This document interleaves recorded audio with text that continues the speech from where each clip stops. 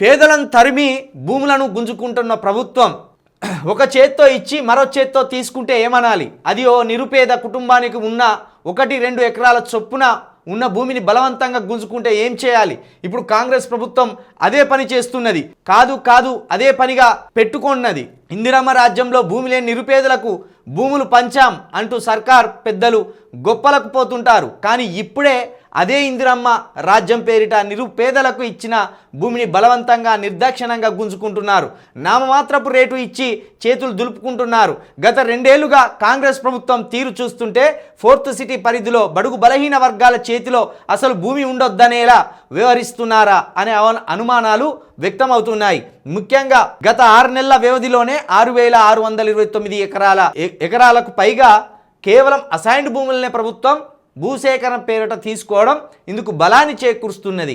ఈ భూములన్నీ అత్యధికంగా ఇందిరమ్మ హయాంలో భూమి లేని బడుగు బలహీన వర్గాలకు ఇచ్చినవే కావడం గమనార్హం. ప్రత్యేకంగా 4th సిటీ డెవలప్మెంట్ అథారిటీ FCDAని ఏర్పాటు చేసిన సర్కార్ దాని పరిధిలో ఎక్కడెక్కడ అసైన్డ్ భూములు ఉన్నాయో ఎంకులాడి మరీ గుంజుకుంటుందట. ఇక్కడ బడుగు బలహీన వర్గాలంటే అయిపోతుంది, ఇక కులం చెప్పొద్దు అన్నట్టు. చూడు, నమస్తే తెలంగాణ పేపర్ కూడా అట్లనే చేస్తాను. బడుగు బలహీన వర్గాలంటే ఎవరు? ఇప్పుడు 300 ఎకరాలు 2000 ఎకరాలు అని ఇట్లా రాసుకొచ్చింది కదా.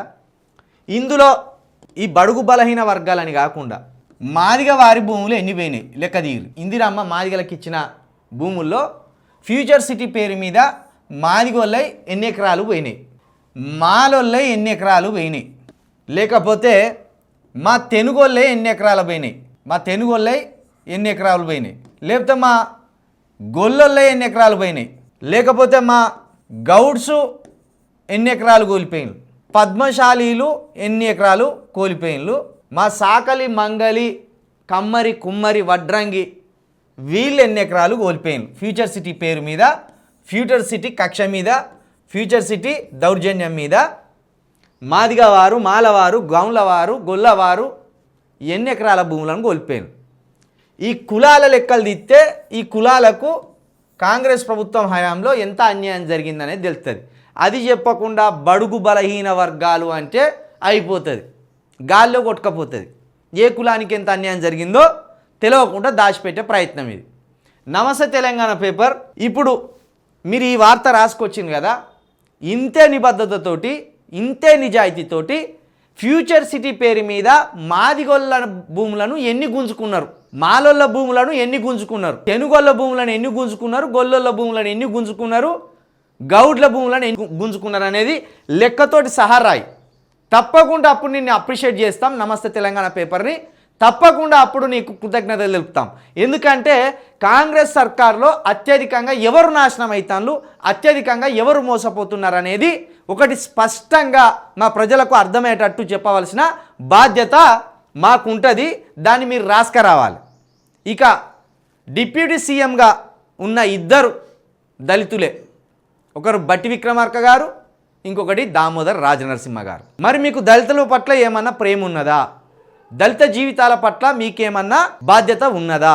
ఇన్నిన్ని ఎకరాలు ఇన్నిన్ని ఊర్లల్లో గుంజుకుంటా అంటే మీరు 2 డిప్యూటీ సీఎంలు అయిపోయింది కాబట్టి ఇక మాకేం పని, మాకు రావాల్సిన పదవులు వచ్చినాయి, మేము అనుభవించవలసిన దర్పం అనుభవిస్తున్నాం, దర్జాగా బతుకుతున్నాం అని మీరు అనుకుంటున్నారా? మీరు కూర్చున్న సీట్లు మేము ఓట్లు పడేస్తే వచ్చినాయి. మీరు మా ప్రజాప్రతినిధులు, మా నుండి వెళ్ళిన వారు, మా బతుకులను ఏమన్నా బాగుపరుస్తారో, మా జీవితాలకు ఏమన్నా రక్షణ ఇస్తారో, మా భూములకు ఏమన్నా కావలి ఉంటారో అనుకొని మీకు ఓట్లు వేసినాం. కానీ బట్టి విక్రమార్క గారు మీరు మౌనంగా ఉంటున్నారు, దామోదర రాజనరసింహ గారు మీరు మౌనంగా ఉంటున్నారు.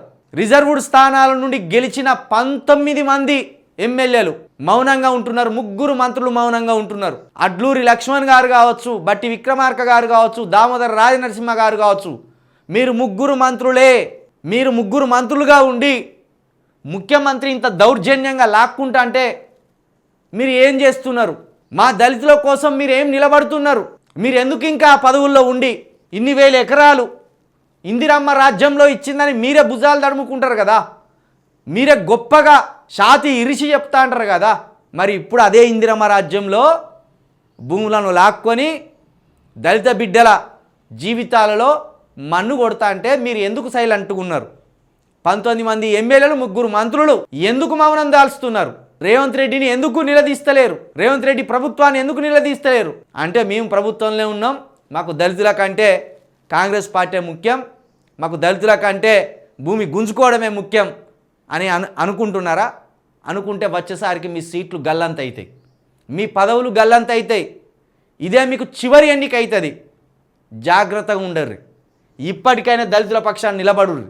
ఇంకా 11 మంది ఎమ్మెల్యేలు గిరిజన ఎమ్మెల్యేలు మీరు కూడా సైలెంట్గా ఉన్నారు.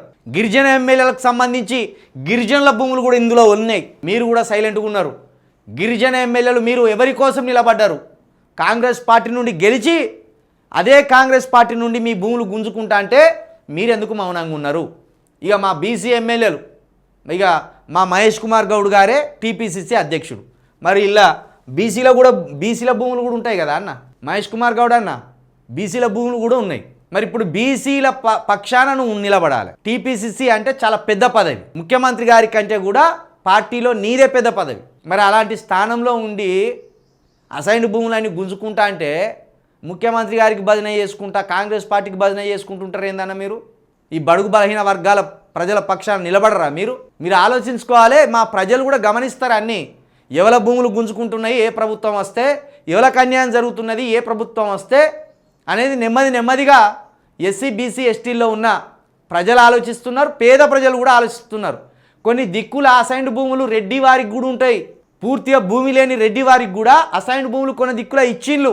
మరి అలాంటి వాళ్ళవి కూడా ఉంటాయి ఇందులో ఖచ్చితంగా. కాబట్టి పేదల భూములనే లాక్కుంటున్నారు, మళ్ళీ నిరుపేదలుగా వాళ్ళను మార్చే ప్రయత్నం చేస్తున్నారు.